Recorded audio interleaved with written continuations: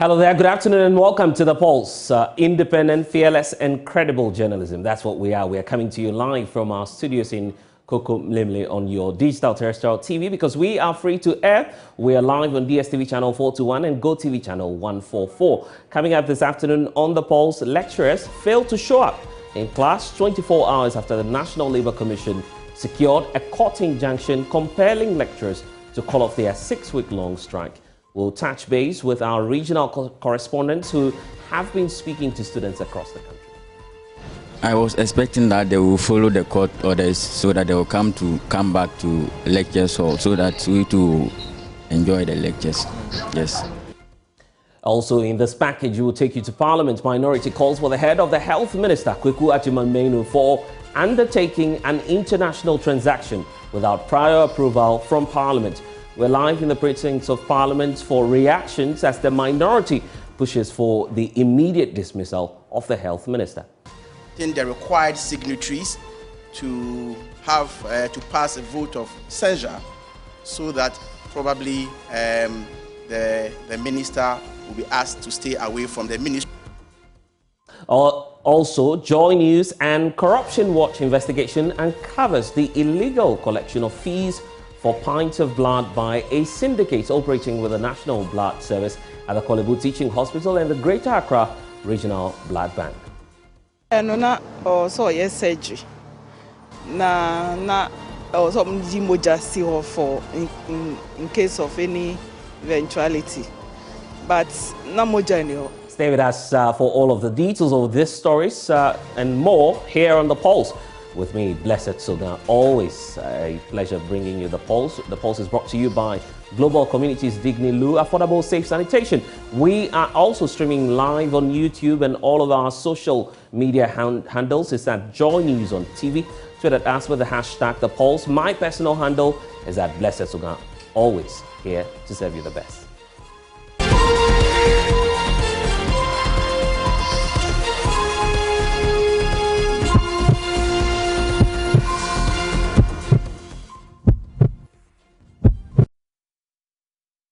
Well, this afternoon on The Pulse, academic activities will further delay across university campuses as lecturers await further directives from their lawyers on a court ruling asking UTAG to call off their strike.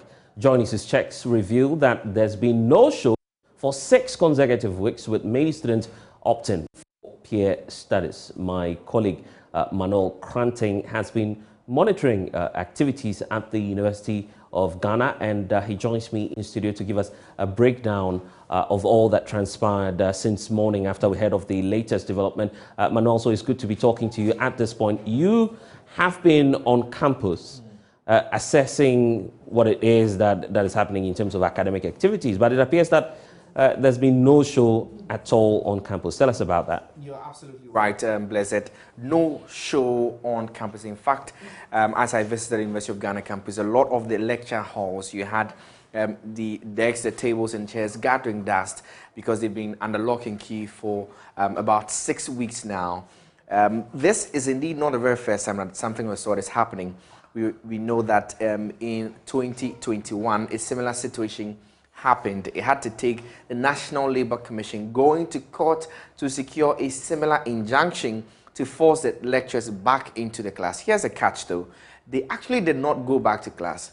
It had to take a contempt of court judgment which fined the lecturers, and then a decision by the National Labour Commission to opt for an out-of-court settlement to get the lecturers back into the classroom. So that was the point at which a grace period was given to NLC and government to deal with the matter. On the same demands that are being made now.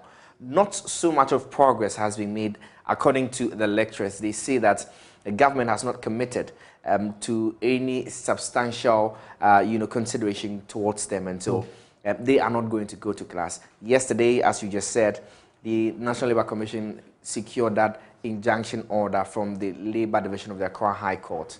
But that doesn't seem to have kicked in just yet. As we visited the campus, a lot of the students who indeed hoped to have seen their lecturers in class this morning were disappointed. They had to now opt for private studies and so on and so forth. We can listen to some of them. I came to have my private studies. Okay. Yes, that's why I came here. But are you aware that your lecturers, for instance, were supposed to have come to class today? Yes, I heard about that yesterday, and I also came here. I didn't see anything about that, whether they have called off the strike or not. I didn't see any lectures going on. But what was your expectation?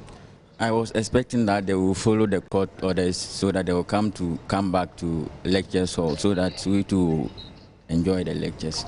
Yes. As a level 100 student, you are even yet to have your very first lecture, properly speaking, in the university. This must be quite devastating for you. Yes, please. And it's just our first time, and we don't even know like what we have to do. Like, even we don't have any handouts to start doing our own studies. So we are just stranded. Yes, we are just stranded. So you want your lecturers, am I hearing you say you want your lecturers to listen to the court and return to class today? Yes, per my candid opinion, they should. We are ready to learn. Yes, and where we are from it's far. So Where are you from? I'm from Bole, so it's far. So Bole what? Bole? Bole Bamboy. Okay. Yes, so where we are now is far. So I'm afraid if I'm going back and they say they have called it the strike off again, so I'll be coming back here. So that's why I'm still here. Yes. Other than that, I will have been at home. Okay, thank you very much. And so just one of the students there, and I'm just catching up with a couple more. What's your name? My name is Angela Oysun. I see you working, I don't know what, maths or what have you, but you were expecting to see your lecturers today in class? Oh yes, I was expecting, per the court ruling yesterday, I was expecting them to call off the strike today, but then we came here and there are no lecturers, so I was just doing my personal studies. And this is what you've been doing the entire, 6 weeks or so? Yes, that's what I've been doing, so that when school resumes, I will be able to catch up. Yeah. And so now that they are not coming, what are you taking away? Are you going to go home, or are you going to go back to your hall? For now, I think I'll just be on campus and have my personal study, because if I go home, my parents will bombard me with errands, so I don't want to go. So I'll be on campus and have my personal studies. So you're escaping errands. But are you hoping that even though they are not in class today, they'll come, soon? Yes, because as students and as a final year student, I'm expecting that this strike is going to be over, because even per the court ruling, when they come back, it's going to really, I don't know how the university is going to structure our academic calendar, because we are expecting to have 11 weeks and we've already spent 5 weeks out of class, and it's really going to affect some of us, especially the final year students. All indications in the media yesterday, I knew the lectures will not be on campus, but see for yourself. Okay. So that's why I'm here. And I saw some friends, so we're just talking. Is it disappointing to you, or you are in support of your lecturer's decision not to come to the class? I really want my lecturers back to class, but knowing that when they return to class after a few weeks, they may also, go back. I feel like they should just be on strike and get all their issues resolved. Then they can come to us. They will be ready for them. So you had some students there on campus. Fortunately, Manuel is not gone. So there's one more issue that we need to find out. After the announcement was made, obviously some lecturers should be concerned and show up on campus. Have you made any checks to some of their officers to find out if indeed we had some lecturers showing up at least on campus?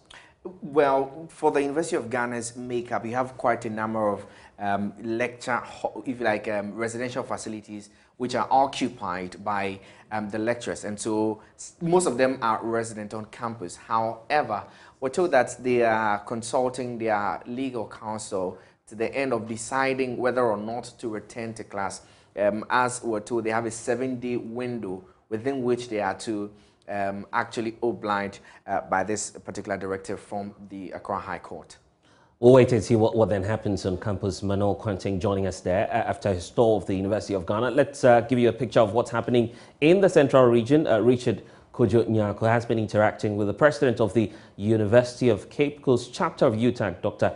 Samuel Betts Kusi. Well, let's first of all find out from Richard what exactly has been transpiring during that meeting with the local chapter of UTAG. Richard, welcome to the program. So what more can you tell us about, first of all, the mood on campus, and what more are you gathering from the lecturers? So I can tell you that the students were excited upon hearing that there was a court order ordering the university lecturers to go back to the classroom. So they were excited. So they were hoping this morning when some of them came around that the university lecturers would be in the classroom to start lectures. But then again, they had conversations about the consulting their legal teams to know exactly the direction in which they should take. And I should tell you that the University of Cape Coast campus, not all of them are here from what has been happening. So a lot of them have gone home. Others have not even come at all. They are waiting that an announcement will be made that the university lecturers have indeed called off the strike so they come back to campus. And so there is a mixed reaction actually. On one leg of the reaction, they say that they want to be lectured by their lecturers. They want to see their lecturers in the classroom. On the other leg, they say that the university lecturers have also been treated unfairly, and so they want their issues resolved, so that when they come to the classroom or they get to the lecture theaters, they will come with a full vim, being satisfied that they are back fully and there would not be issues. So these are some of the things that have been happening. We have been having some interaction with the president of the University of Cape Coast, UTAG, Dr. Samuel Bedwedikusi, and he has these words. And just before we listen to that, what have they been saying, first of all, about the decision of the court? Because the expectation is that at least all lecturers will comply with that directive. How about that?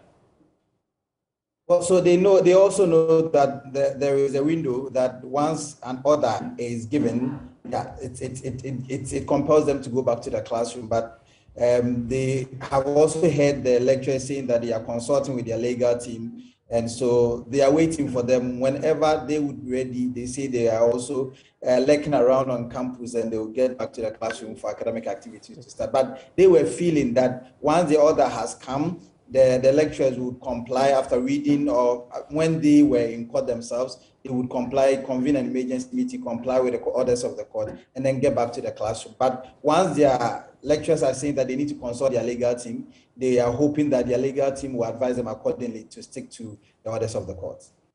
I'll take a lesson. I do not disagree with you on this call at all. I do not disagree with you. But the point is that, I mean, it is also important that, I mean, we have a legal team in place, and therefore it's important that we listen to what their I mean, the direction they have. But other than that, it is clear. I mean, the judge has spoken, and I don't think that it will be proper for anybody to disrespect the orders of the court or to disrespect the orders of the judge. It is clear. But then again, in carrying out that function, which is clear, it is also proper that the right thing is done. That, I mean, you look at all the issues that there are, and of course, what exactly the judge, I mean, ordered, and then we move it from there. I do not think that also it's just stretching the matter. No, not at all.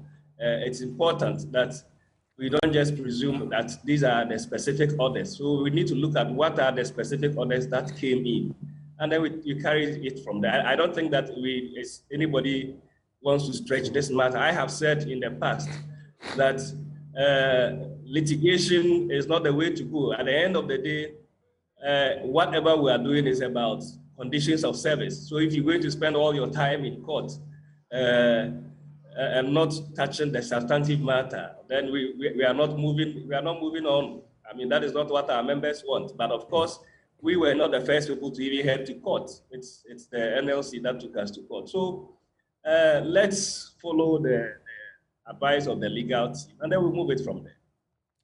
So you have said this before, you didn't honor your part of the bargain, so now trust is a bit difficult. But beyond that, I think that the employer should take the condition of service matter critical, and then invite the union to sit and discuss these matters in a very open and transparent manner, a very frank manner. and try to resolve that issue, because it affects morale. Right. We don't want a situation where people go back and then they are even not effective at what they are doing. It affects morale. So once there is that goodwill and that assurances that your conditions, something ought to be done about it, I think that it's something that all of us need to rally around the table and get this resolved within the shortest possible time. Let's gauge the mood in the Volta region as well. My colleague Ivy Setoji has been monitoring events for us. Ivy, did the lecturers show up at any of the universities you visited? Yes, some did. Some did not. According to what we saw, some of the lecturers were able to go to campuses to see what was happening. But students, we spoke to the view that they're happy about the post order, but they want the lecturers to come back fully and work, because according to them, they are not seeing a lot of more like lecturers coming into classes for as they expected. But some of the lecturers, yes, they were able to show up. And what about the students? What reaction are you getting from the students as well? They want their lecturers to come back fully, to respect the course orders and come back fully on campus so they can continue with their academics, because according to them, they have lost a lot already and they are not willing to lose again. So they are pleading with their lecturers to fully come back and do what they have to do.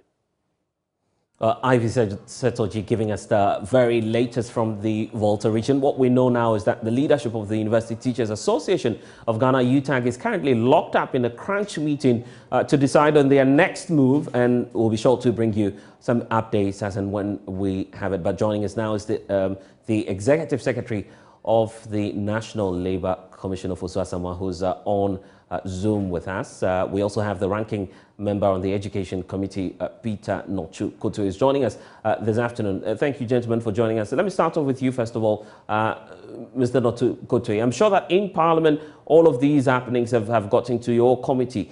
Exactly what steps are you taking now to avert this deadlock? It appears that government has made strides to engage UTAG. That hasn't been working for quite some time now. We seem to be having a challenge with the audio to Peter Nochu-Koto. Obviously, there's a need for us to also hear from the Tertiary Council as well. They'll be joining us shortly to share their thoughts as well. But let's try one more time and see if we could reconnect the lines to Peter Nochu-Koto and then Ofosu Asamoah, who's with the National Labour Commission. Mr. Ofosu Asamoah, if you can hear me now. Here we are, and we know that obviously the NLC was elated yesterday when the court decided that it was going to injunct the strike of these teachers.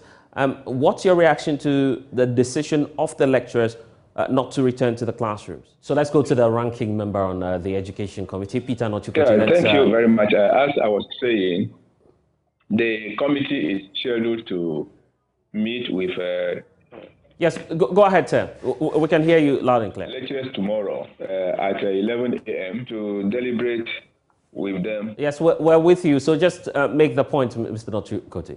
The network is not favorable at this point. Let's try one more time and see if we could reconnect to Peter Nochu-Koto, who was making a point there about what it is that the Parliamentary Committee on Education will be making to intervene and avert this deadlock that we're seeing. The lecturers obviously are not willing to return to the lecture halls. As we speak now, UTAG is holding a crunch meeting on this matter, waiting also on their lawyers to find out what the final decision will be on this matter. Earlier, we brought you a reaction from students raising concerns about how for close to 6 weeks, nothing has happened on campus in relation to academic activities. Let's see if Peter Nochu-Koto is back now.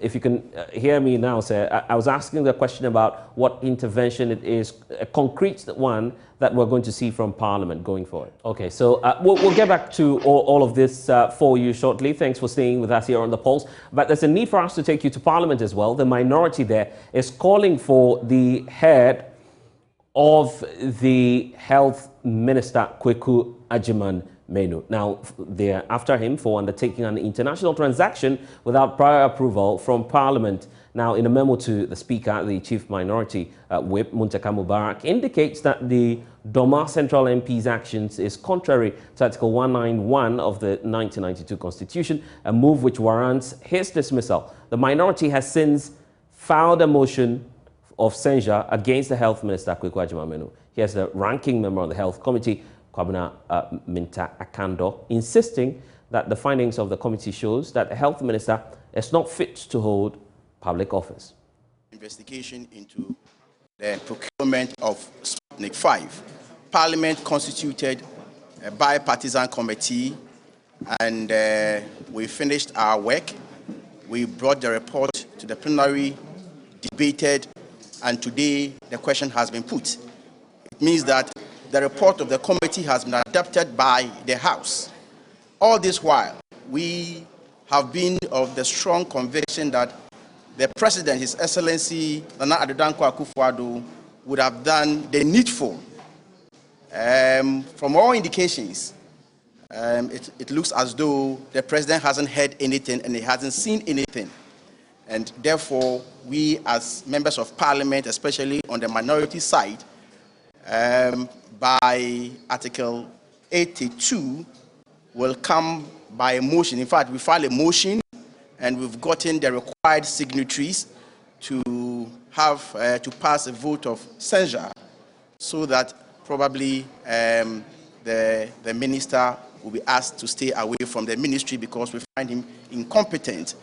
I mean, serious indictments were leveled against him per the report, and some of which includes the fact that the transaction between the state and Ahmed Al Maktoum was of international nature, and he ought to have come to Parliament for prior approval. It is clearly captured in the report. Again, the procurement of Sputnik 5, he was also supposed to have the prior approval of the board of the Public Procurement Act. He didn't do so, contrary to sections 40 and 41. He didn't do so.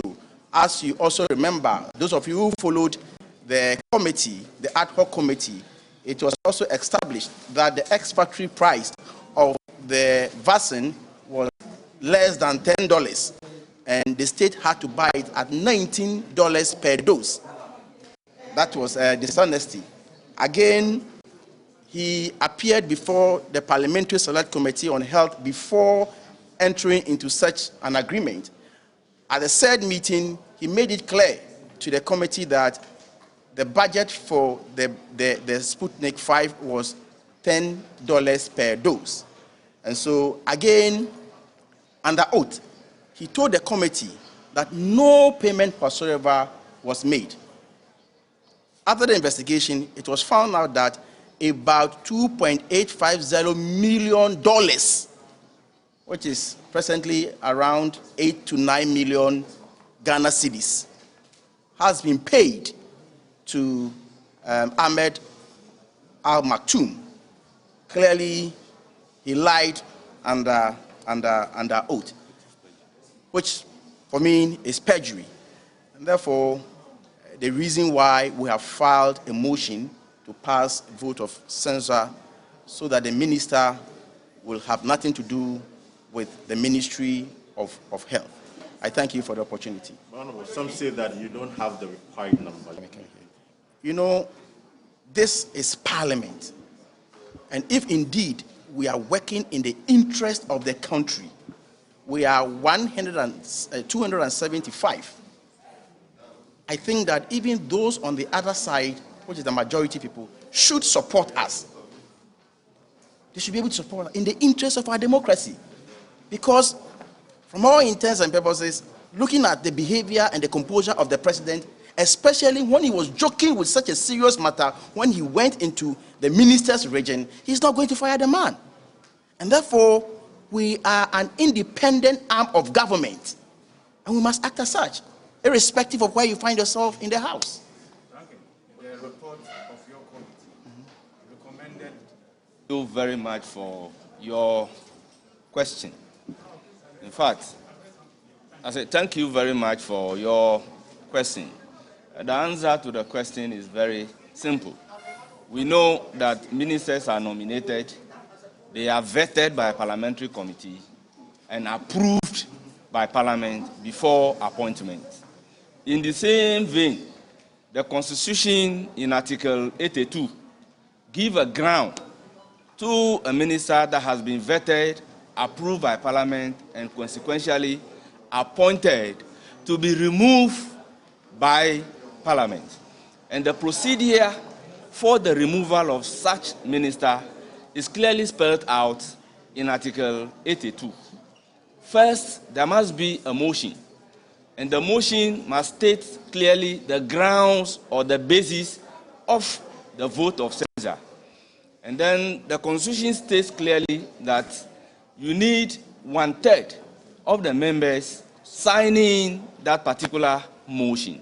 And in this case, we've gone beyond the 1/3 to have 137 members signing the motion. Now, by constitutional imperative, if the grounds are cogent and are debated, then you need 2/3 of all members of Parliament present and voting to be able to carry out the motion. So nobody in his right senses can say that the committee's report having been adopted means that other consequential steps cannot be taken. That one, the person is having, with all due respect, a blurred view of the law, because the law is spelled out. Now, if the committee's report is not adopted, what then will be the basis of bringing the motion for censure? Because the grounds, the breach of the Constitution, the breach of the procurement, the perjury, and all those things, that constitute the ground for the motion under Article 82 are spelled out in the committee's report that has been adopted by Parliament, and it is now a report of Parliament. So based on that particular report, 1/3 of members can file an application that a vote of censorship be passed on the minister, and that is what exactly is happening. The allegation of bad faith? Yes. We refute the allegation of bad faith. So there is nothing like bad faith here. It is procedural that after the committee's work, we must debate it and say the report must be adopted by the House. That is where we are now. Today, the question has been put. So the next steps should follow based on the content of the report. So there's nothing like bad faith. Absolutely nothing. I don't know where he's getting this from. Well, so all of this is unfolding in Parliament. Shortly, we'll be heading to Parker Wilson, my colleague there, but there's a sharp response to this. Deputy Majority Leader Alexander Apenyumakin described the actions of the minority as bad faith. Our second issue as a caucus has to do with this outstanding report, which was moved on the 6th of August 2021 by my good self. And I'm referring to the Sputnik report, which was debated, and for some reason we couldn't reach consensus on adopting the report. We are happy that today our colleagues on the other side have agreed with us that we need to move on as a country, and that the report by itself, because it was on consensus, we need to move on. So today, we again, as a plenary, have adopted the Sputnik report, as a house, by consensus, and I think that is good for our country. To me, the bottom line is, through our work as a committee, we're able to hold the feet of the ministry to fire, and no financial loss was occasioned. To me, to the extent that through our work, certain correspondence between the ministry and Sheikh Al Maktoum resulted in the refund of certain amounts paid, for which payment no vaccines had been received. It's enough for us to celebrate as a country that Parliament, when it's assertive, and Parliament, when it's working together in a bipartisan way, we can achieve results. So we are happy that finally, we have dealt with this issue of Sputnik V. Well, we are hearing that some attempts are being made to also bring a motion of censure against the minister. We're hearing that. Well, we will be surprised to see that happening on the floor of the House, because it will amount to a serious bad faith being mounted. But that notwithstanding, we wait to see. But the bottom line is that we have approved the report at the plenary by consensus, just as the committee itself arrived at its findings and recommendations by consensus. I would end here without more and allow for some questions. But Zame Pedamekane, we are bringing there. Well, so that's the Deputy Majority Leader, Apenyo Marking there. Joining us now is the Executive Director for the Africa Center for Health Policy, Research and Analysis, Dr. Thomas Anaba. It's grateful to have you join us via Zoom, sir. First of all, we know that your group, ever since the committee began its probe into the matter, has been demanding for the dismissal of the sector minister. The majority's justification is that no loss has been made to the state. So why are you still demanding that the minister must go? Coming to me and go through with the motion.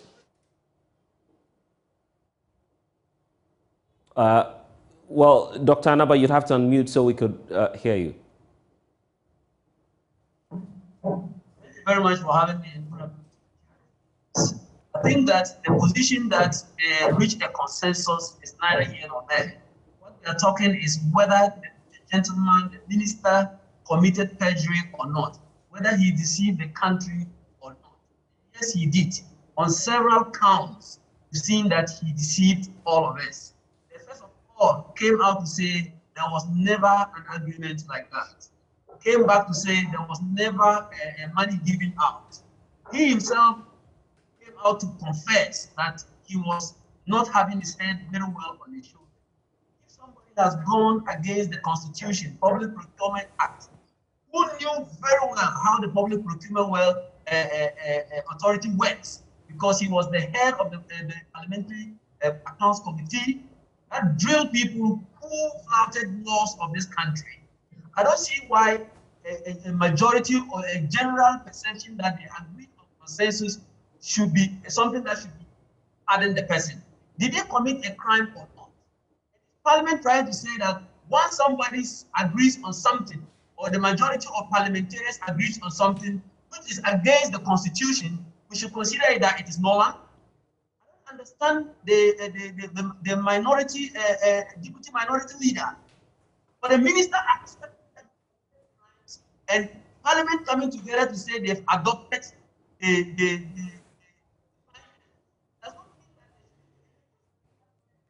So what about claims? What about claims? And Dr. Anaba, if you could hear me, what about claims that looking at the exigencies of the time, this was in the middle of a pandemic, the minister himself admits to the fact that he was under a lot of pressure for which he could not readily answer to some of the questions that were being posed to him at the time?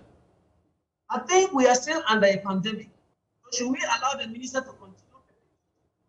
And we are still under a pandemic. We seem to have lost Dr. Thomas Anaba there, but we'll definitely get back to this conversation. Remember that you are still live with us here on The Pulse. Let's take you to Parliament now. Let's find out more from Parker Wilson, who is my colleague there monitoring all of the events for us. So Parker, exactly what are the demands of the minority now, knowing that there's a justification coming through from the majority side? Parker, if you can hear me, I'm asking about the latest in Parliament. That's here on The Pulse. We'll return after a very short break. When we get back, we'll talk about some more issues here on The Pulse.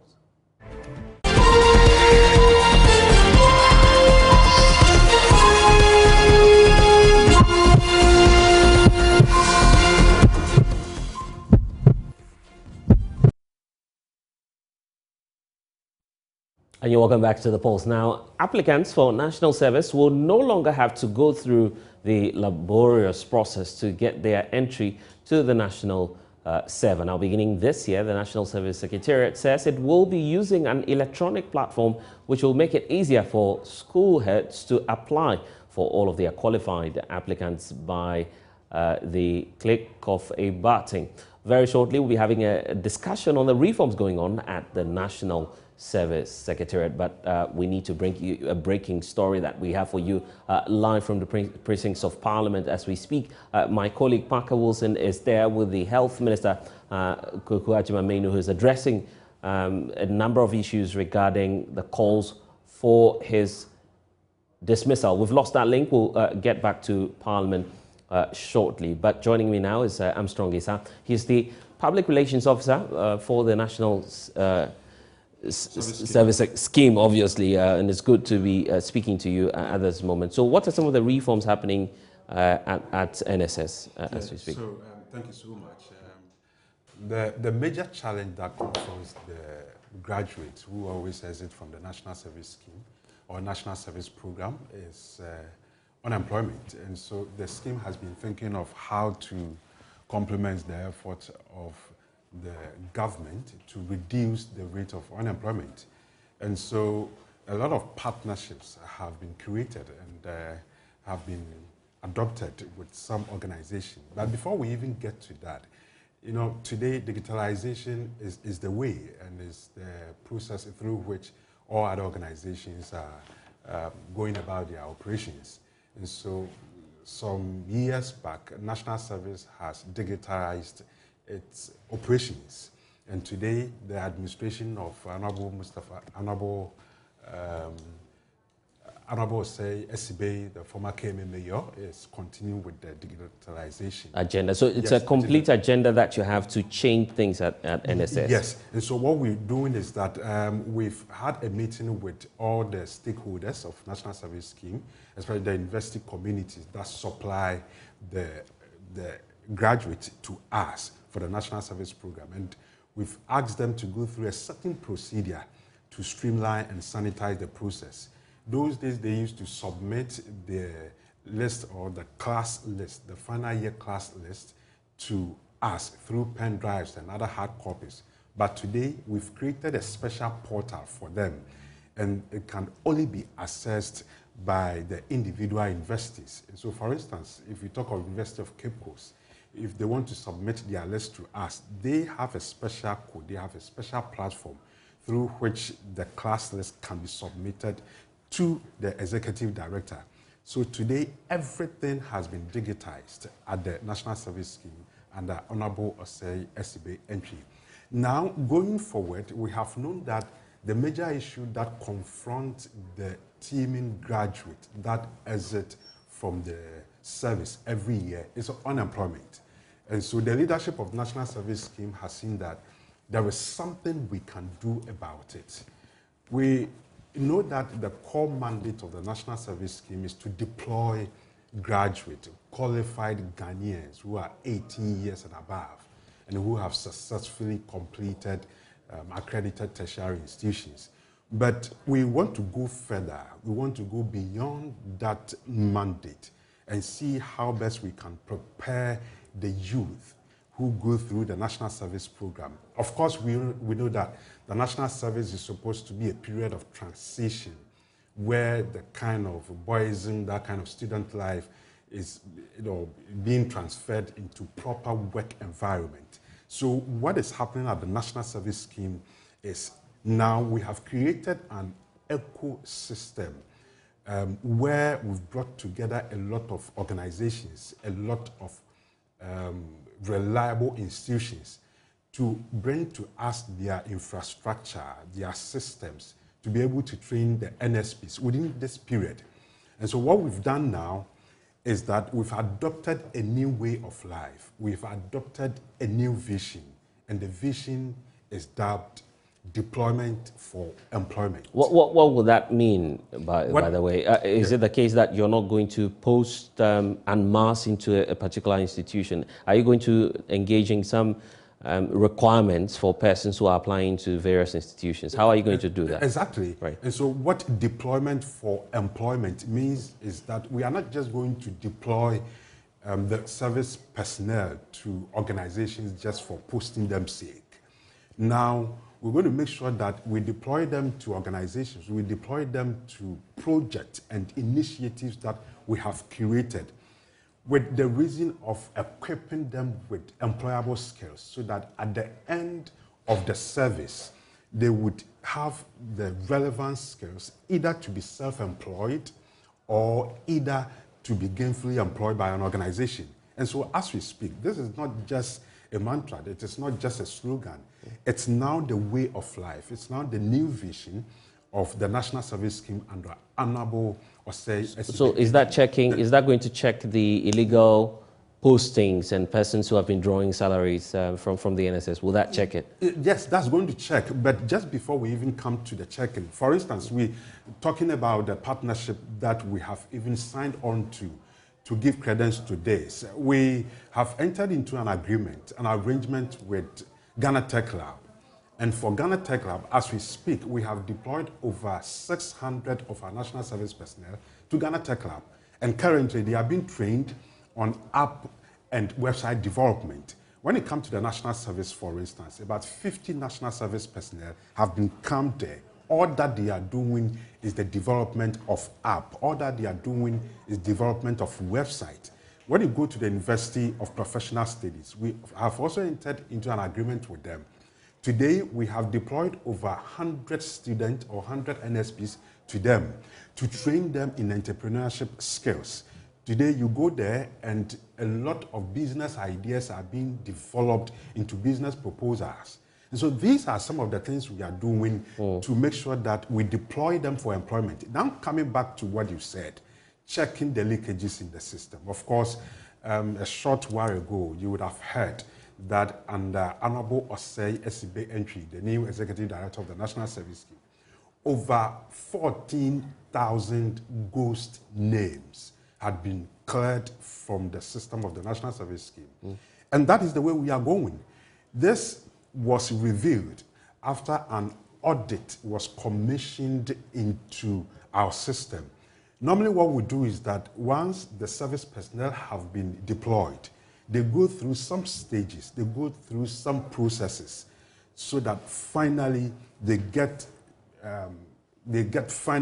start their national service. Now what happens is they get to the verification stage. When they get to the verification stage, there's a special software that we have introduced called the metric app. And that is supposed to scan the front face, the left face, and the right face of the service personnel. And it matches the details of your face with the details you have supplied in the system. And if it matches with that, then you are cleared to go. Okay. But all those that had irregularities and had those challenges were placed on hold. And as we speak, that is the major achievement that you have chalked. Yes. Armstrong, I'm sorry we would have to do this conversation again. Health Minister himself, Kweku Agyeman-Manu, has been reacting to claims and the demands by the minority asking for his dismissal. My colleague Parker Wilson has been interacting with him just a couple of minutes ago from Parliament. Listen. Filing a motion of censure against you. What do you say to this? I'm not aware of it. You're not aware of the motion? Yes. So, but are you perturbed? Do you feel you could be? Yes. Perturbed of what? What is my crime? That is why I said I don't want to talk to any journalist now.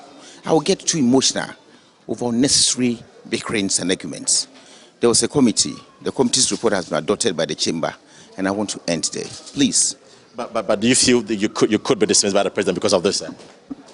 Well, so that's the health minister there. Well, so Parker Wilson there interacting with the health minister who was making his way out of Parliament. Let's go back there. Parker is joining us now. What more do we know about the demands that minority is making? Oh, blessed, the minority is clear that if you look at the report, even though the health minister said that he didn't do anything wrong, as you heard him retort, that what's my crime? If you look at the report put together by the bipartisan committee, the fact-finding committee, the conclusion of the report, I'm going to read just a paragraph to you, which says that the committee found that the Ministry of Health did not comply with the requirements of Article 181 of the Constitution in respect of its agreement with Mrs. Al Maktoum. However, the committee now adds the reason why the minister did not comply. Now, it goes on to say, the minister said that he did that because of the exigencies of the time when COVID-19 posed public health crisis with highest fatalities, and there was urgent global search for vaccines. And at that material time, the agreement was signed. All government-to-government sources had failed, as the bilateral sources had communicated to the ministry that they would only be able to deliver in August 2021. So that is the reason. And so the minority is saying that this clearly indicts the minister. This shows that the laid down procedure, I mean, he disregarded the approval of the PPE board. Again, the agreement did not seek parliamentary approval. And of course, the contract sum again was overpriced. And so these are some of the things they believe that, based on this document, they have every right to move a motion of censure against the minister. And Blessed, let me say that it is going to be a Herculean task for the minority to walk through this part, basically because that they need 2/3 to carry through with this motion. If you look at the 2/3 in the House, considering the number, that is 275, we are looking around 190 MPs or perhaps 200 MPs. So by extension, the NDC MPs would need the support of not less than 40 NPP MPs to back them in their quest to get the minister's side. And that would be a very difficult thing, a Herculean task for the minority. I've been engaging some of the majority caucus, and they are clear in their minds that the NDC is only making a political statement. They will not support any move to get the minister out of office.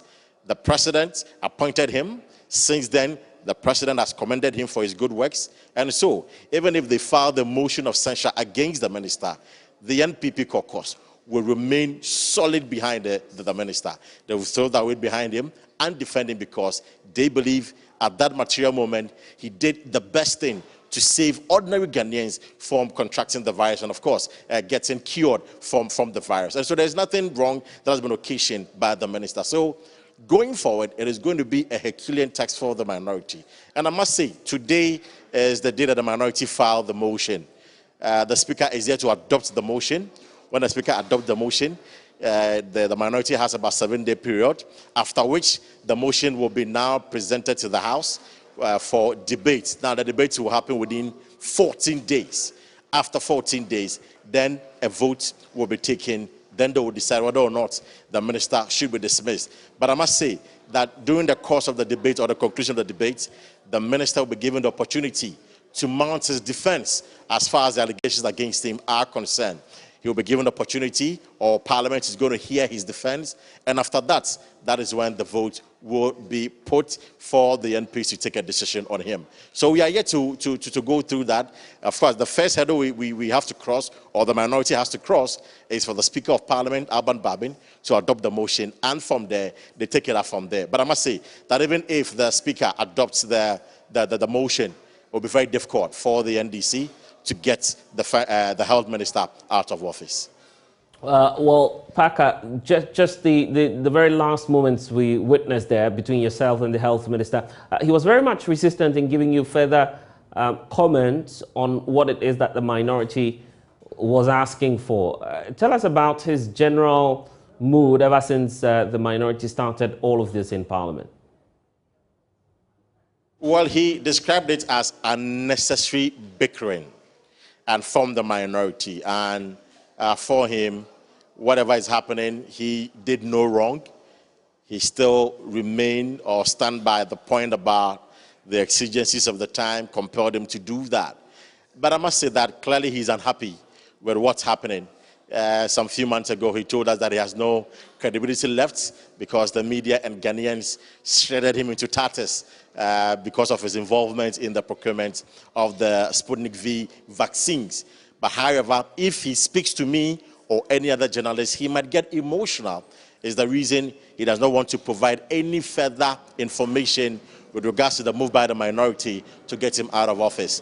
at the appointed time, according to the health minister, he will state his position and let us know how he feels about what the minority is doing. But for now, he reserves his comments because perhaps if he's able to speak to us, he might get very, very emotional. And so that was why he declined to provide further clarity or further information on the quest by the minority to get him out of office. We're grateful for the update you're giving us. Obviously, we'll be coming back to the precincts to find out what it is that's happening later in a subsequent bulletins. But we're learning now and more about the interaction that took place between police investigators and NPP Bono Regional Chairman Kwame Bafo, popularly known as Abronya. He is accused of falsely claiming that former President John Dramani Mahama was plotting to stage a coup. Well, according to the investigators, he justified his claim when he was interrogated yesterday. This is contained in a court document cited by JoyNews. Court correspondent Joseph Akable reports. Abronya was arraigned on charges of publication of false news and offensive conduct. According to prosecutors, he justified his claims against the former president by saying he was informed by how John Mahama had conducted himself in the wake of the arrest of Fix the Country campaigner Oliver Baka-Vomawo. He's alleged to have said that instead of the former president condemning the comments made by Mr. Vomawo, he rather condemned the police for the arrest. Mr. Bafo Boni pleaded not guilty to the charges and was granted bail in a sum of 100,000 cedis. The MPP's Henry Nabuachi addressed the press after proceedings. I've always told our supporters to remain calm. We have always told us, we use a general caution that even the national chairman, general secretary, we have always been saying that, look, all our communication should be devoid of any comment that would incite the public or that will cause any public mayhem. So yes, this is something that we said. As I said, I cannot go into the details of this particular matter. That is why I made a general statement. The matter is still pending before court, and I cannot make any statement. As I said, the accused person has also pleaded not guilty. So I may not be able to mention specific or make specific comments on this particular matter. But yes, indeed, we have had general conversation concerning how our party persons speak publicly. Hearing continues on March 9. The commissioner in charge of police administration, COP Tete Yohonu, has led a high-powered delegation of police service officers to the northern region to commiserate with the family of the deceased in the Lamashegu shooting incident, and also to visit the injured at the in the community. There's more in this report by Martina Abugri. Well, we seem to be having some challenges there. We'll try and re-establish the lines and get the very latest for you. But the Communications Ministry has identified some legal gaps in the media space that it says, if not enforced effectively, can lead to an escalation of the abuse of the electronic platform in the country. According to the Minister for Communications and Digitalization, Esla Owusu-Ekufo, who spoke to JoyNews on the sidelines of a stakeholder roundtable, discussions on the use of technology for democracy organized by the Danish embassy, she expressed worry about the impunity in the media landscape in the country and revealed stiffer measures have been identified to deal with the situation. Agree that we would put in place certain measures to control the abuse of all these structures. And one of those measures, which, and I don't think at the time the law was passed in 2008, we even had this in contemplation, because we didn't know. I mean, social media did not exist. The internet was in its nascent forms. It was now beginning, more or less, and now spreading. But nobody could have foreseen how pivotal it would become to life as we know it now. So we're currently doing a legal gap analysis, looking at our laws to see how we can tighten them up to take into account the advances in technology and how we can extend the protective layer around all of us. And while we're doing this search, somebody brought our attention to the Electronic Communications Act, which was passed in 2008, Section 76(1), as I indicated, that if you're using electronic means to communicate, and sending false or misleading or fraudulent information, which can endanger somebody's life, property, or something, then this provision kicks in, and you can be fined or imprisoned for up to 5 years if it is proven that indeed you used an electronic means to propagate information which had consequences and negative consequences on somebody. So it is not just enough to just throw fake news out there or make a video which maligns somebody. If that can lead to endangering somebody's life or property or reputation, you can be caught by this. And if you didn't take steps to ensure or to find out whether that information, the information you were putting out was accurate or not, that's all that it takes. And it can be scary if you think about it that way. But Denmark ambassador to Ghana, Tom Noring, revealed that global internet has declined in a row for the past 10 years and indicated that the phenomenon of abuse on electronic space is a global challenge that needs to be addressed pragmatically. Well, on the one hand, there's a decline. There's also a lot of more freedom in terms of the whole global communication, the whole global internet. It's a huge highway out there. The question is just how we manage the freedom that we have.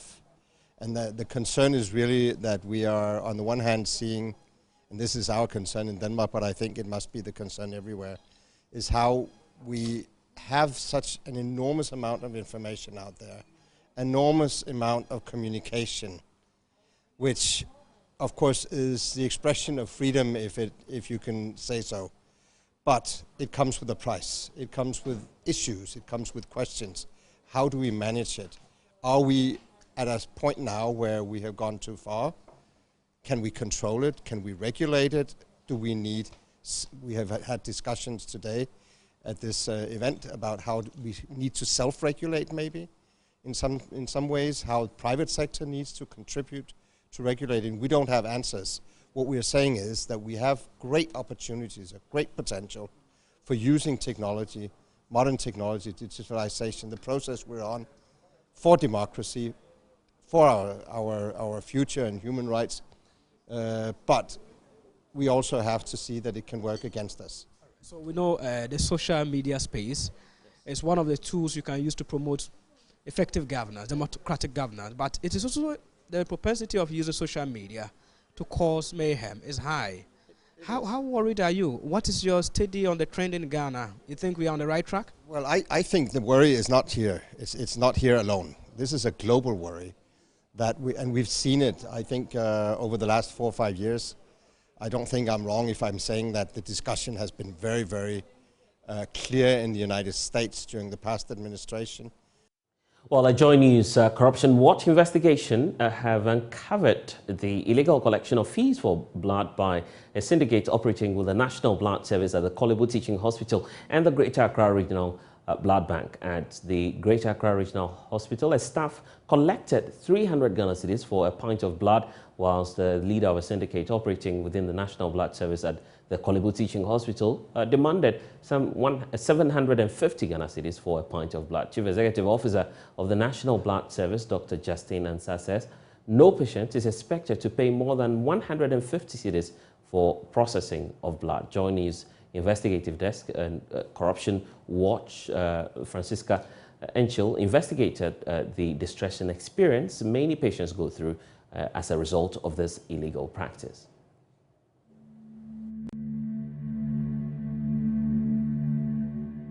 In Ghana, there is high blood scarcity as the blood banks are not able to collect enough to meet the demand. For patients in dire need of blood transfusion, they either have to pay exorbitant fees charged by some hospitals or go through middlemen who facilitate the illegal purchase of blood at the hospitals. This lady, who pleaded anonymity, said she's been asked to pay 250 Ghana cedis for a pint of blood. Cost is therefore a barrier to patients who need blood to survive. Surgery. For in case of any eventuality, but no moja ni ho. Nti ya menya obi anso amana anye you na emergency nti enya obi amana enyi moja no nti na o say yeto 250. That is the plight of some relatives of patients who are desperately in need for blood for their families on admission to the hospital. Unfortunately, the fees charged for blood has left them distraught. This middle-aged woman says blood bank operators she contracted demanded 400 Ghana cedis for a pint. The hospitals are here. Yeah, Pierre in sky, I have 150 million. Ojankwa 8 in a motromaya. And I have 6 months, say I cut 2. Minister, many betosu, cabbage, me, no musi, I need an amfa. Until Uncle or Bontimla. Until Bontina and Bakubia 404 million. The National Blood Service says blood is not supposed to be sold. However, one is required to pay a processing fee to run laboratory tests on blood requested for transfusion. The service says the cost of processing this blood should not exceed 150 Ghana cedis. Chief Executive Officer of the National Blood Service, Dr. Justin Ansah, reveals the shortage of voluntary blood donations is the reason for the abuse of the system by unscrupulous individuals. Because of the scarcity and artificial shortage that is created, people who want to make take advantage of the system because there's always shortage. Also, so there will be somebody who pays the processing fee, group and cross margin to the bank, giving a receipt. But around the person, they may also have gotten somebody to come and donate for them, and then would have paid some money. So these are some of. But to be able to curb that, I will repeat that we need to make sure that blood is an essential commodity. We have it in excess. The sale of blood has become lucrative because only 6 out of every 1,000 of Ghana's population donates blood. The expected minimum is 10 out of every 1,000.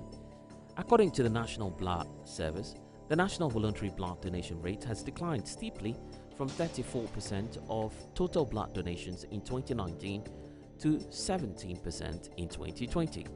Dr. Ansah adds that over the same period, the percentage of voluntary donations collected by blood centers in Accra, Kumasi and Tamale has recorded a corresponding decline from 52% in 2019 to 24% in 2020.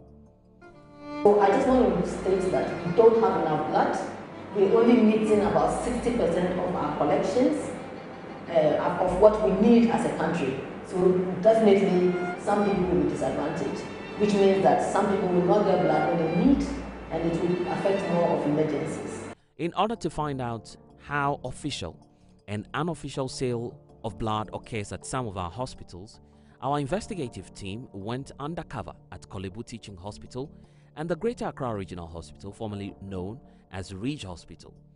At the Kolebu Teaching Hospital, we approached Eric Mensah, popularly referred to as Akwesi among his peers, a man in his early 30s. He claimed to work at the blood bank situated at Kolebu Teaching Hospital. Our follow-up investigations established that he is the leader of a syndicate that facilitates the illegal purchase of blood at the hospital. We told him we needed blood for a patient with ovarian cancer. He demanded 750 Ghana cedis for a pint of blood, but after intense negotiation, he reduced it by 50 Ghana cedis. So we agreed to pay 700 Ghana cedis.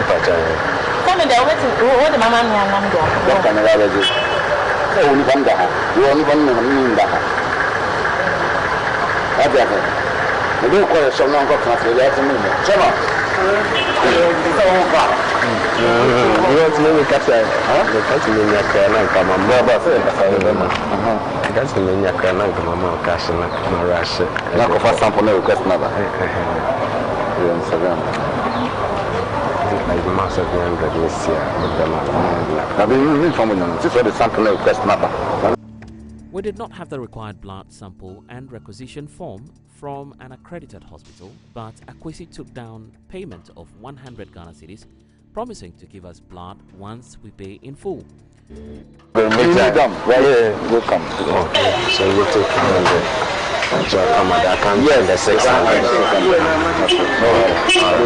After providing blood sample and a requisition form, he provided the investigative team with a pint of blood. He did not give us a receipt for this transaction. It was the same for this desperate woman who needed a blood type O+ for the patient on admission at Kolebu.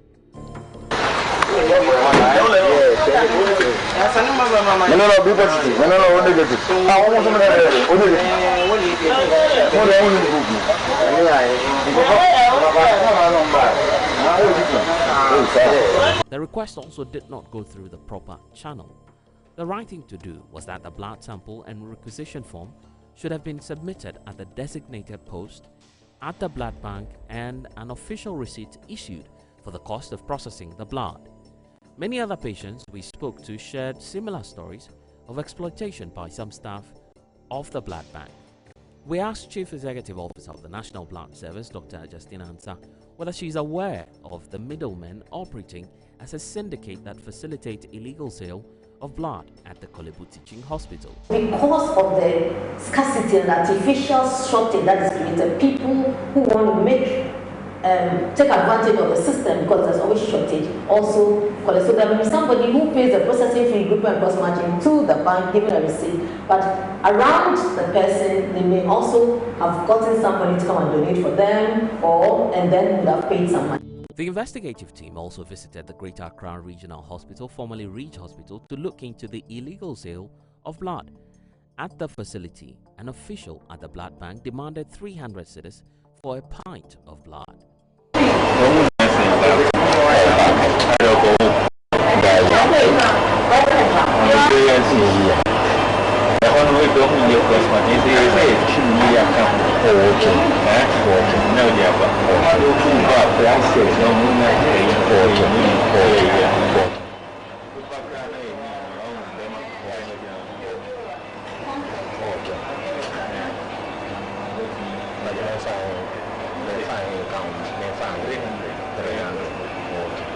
We submitted a blood sample and requisition form with details of a hospital located in the Ashanti region. They did not do any further due diligence to ascertain that the facility was in the national capital, but gave us the blood in a flask to be given to the patient.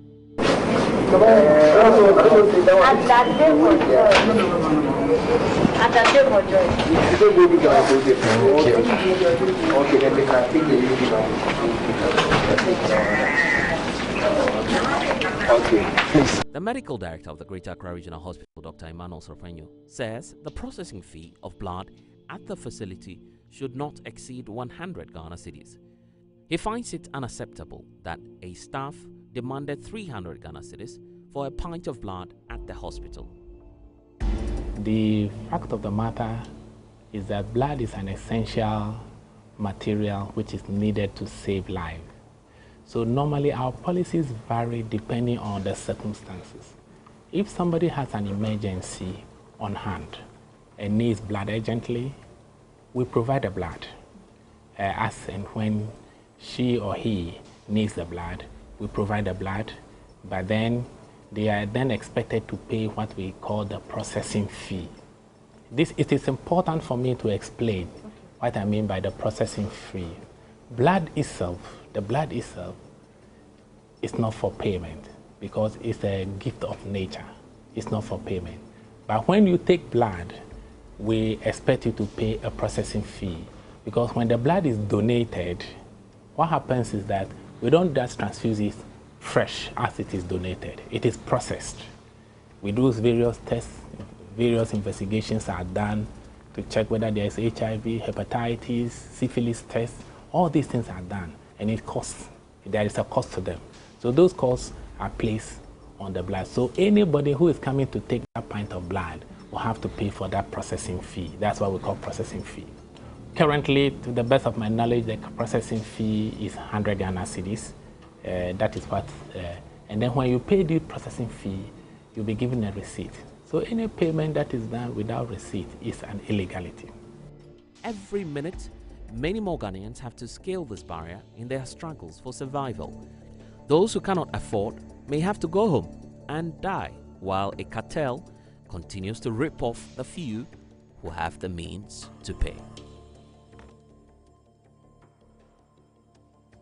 Thanks for staying with us on The Pulse. Now, German Chancellor Olaf Scholz met with Russian leader Vladimir Putin in Moscow on Tuesday. As he arrived, Russia's military announced some of its troops will head back to their base after finishing military drills. Now, Scholz was just the latest world leader to head to Moscow seeking to resolve a Russian troop buildup on the Ukrainian border. Unlike previous visitors, Scholz has a large bargaining chip, the Nord Stream 2 gas pipeline, which Russia desperately wants to activate. Thomas Sparrow is with our partner DW, and he will give us some details to this. First of all, what did Scholz achieve with his trip to Moscow?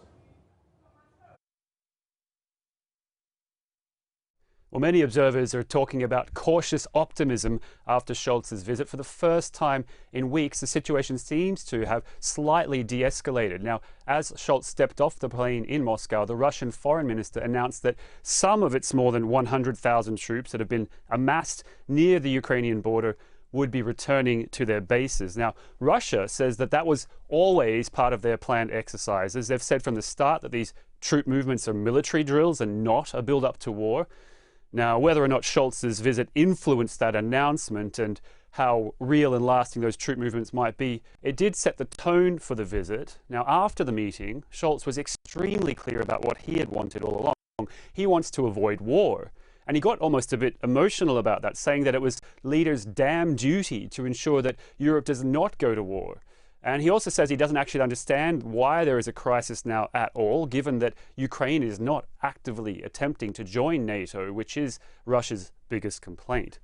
Well, Putin also said that Russia doesn't want to go to war and that he's willing to continue diplomacy.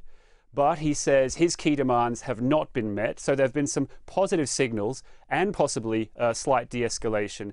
But the general view from Berlin is that the situation is far from being resolved and that there are still stumbling blocks ahead. We do know that Scholz has been criticized by some of Germany's own allies because of its reliance on Russian gas supplies, and Russia's new Nord Stream 2 gas pipeline could increase that reliance. Did the pipeline issue get a mention?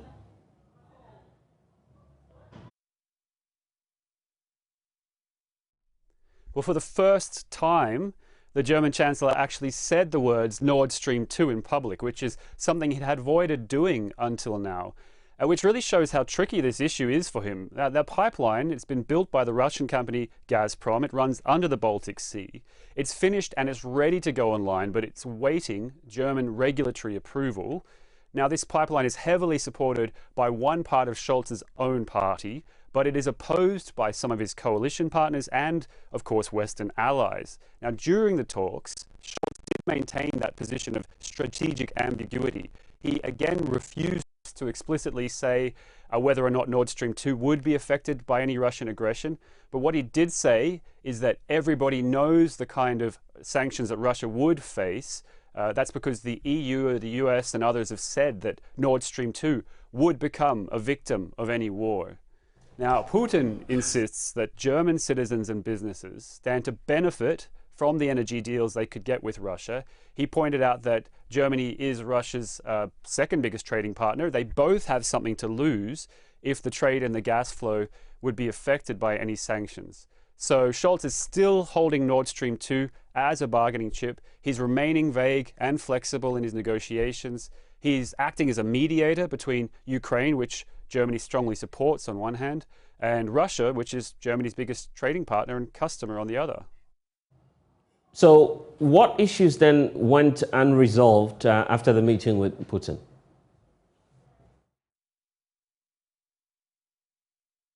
Well, the United States and NATO and others are still skeptical about those claims by Russia that they're withdrawing their troops. They're all waiting to see how real and significant and lasting those withdrawals actually are.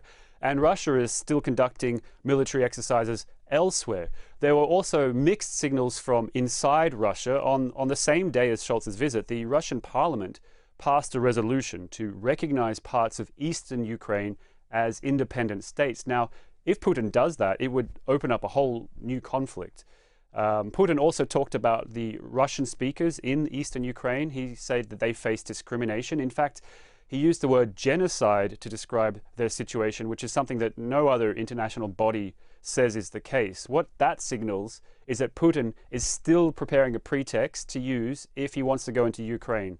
Now, Scholz made it very clear, international borders cannot be violated, and Germany would be prepared to take action along with Western partners if that were to happen. So from Berlin, this meeting is being seen as a moderate success, a slight de-escalation, a day of conflict averted, but the bigger crisis still remains unresolved. And how did the meeting play out?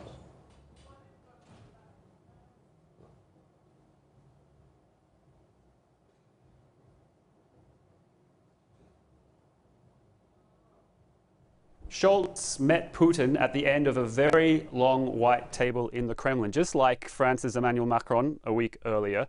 Now, that table itself has become a bit of a meme. Scholz, just like Macron, he refused to take a coronavirus test administered by the Russians. He had 4 German tests instead. But the Russians have their rules. They say that nobody gets near Putin unless the Russians do the test. So just like Macron, Scholz had to communicate with Putin from the end of a very long table, 6 meters long, in fact.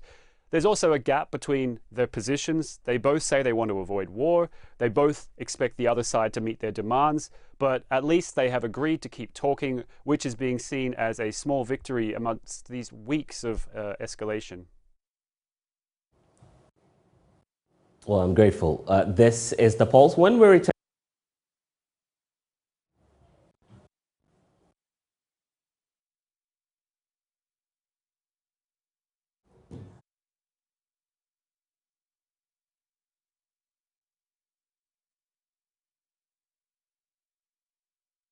the sports segment live here on The Pulse with me, Ore Kwampofo, and we continue with our Champions League diaries. And we know that Europe's elite competition made a return after a little bit of a 3-month hibernation, and it came back with a bang in round of 16 stage with Paris Saint-Germain edging Real Madrid in that first leg thanks to a Kylian Mbappe winner, and Manchester City essentially wrapping up the tie by beating Sporting Lisbon by 5-0 in the first leg in Portugal.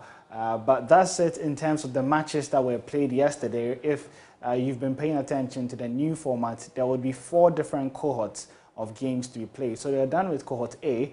Today is cohort B, and the top line fixture for tonight is Liverpool versus Inter Milan. For Inter Milan themselves, it had been a long period without Champions League football, and they return to the round of 16 for the first time in 11 years. And it is not going to be an easy return, considering the team that they're facing in Liverpool. We're here to do analysis on that game, and joining me in studio is Haruna Mubarak of the Joy Sports team.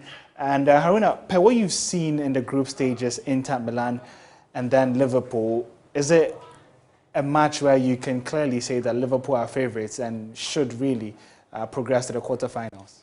I think it's a mismatch because Liverpool are absolutely superb. Inter Milan are not. When you look at their group stage results, they won against Sheriff Tiraspol back-to-back before they had a win again against Shakhtar Donetsk. But Liverpool, they have won all 6 games, scoring 17 goals. That is about 2 goals per game. And for me, that is excellent. Inter Milan are no match for Liverpool.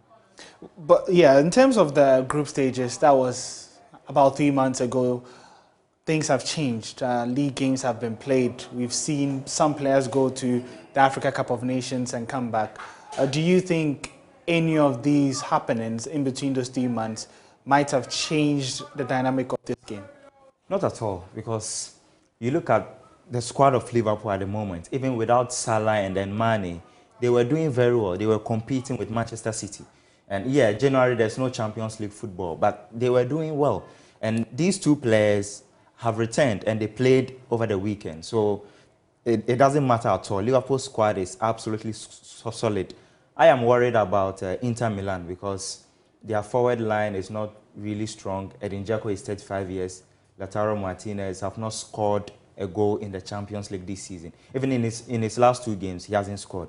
So their attacking prowess is not so strong. But when you look at Liverpool, they are devastating.